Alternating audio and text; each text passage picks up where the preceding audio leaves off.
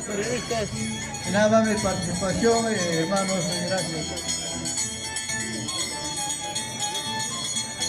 Bueno, era cierto la primicia, ¿ah?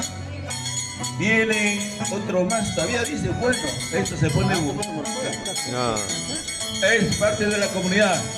Gracias a la directiva comunal de nuestro querido pueblo de Tortuga Chico. Nunca visto ni en nuestro mismo pueblo hay 4 danzantes a la vez, ¿ah? Acá sí. Tenemos para rato, para alegrarnos, para ver a estos grandes artistas que vienen pues, de distintos pueblos altoandinos, sobre todo en el Valle de Sondondo, en los pueblos cercanos al Gran Río.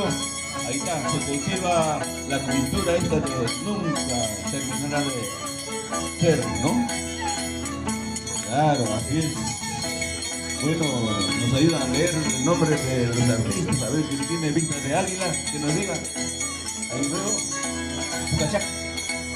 Tupachac, el otro Apuestuero. Qué bien, caramba. Felicitaciones a este par de danzantes.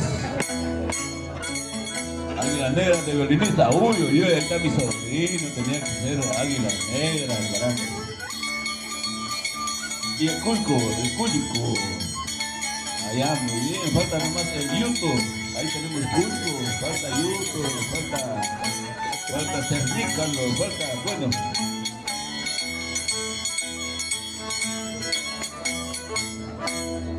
Aplausos.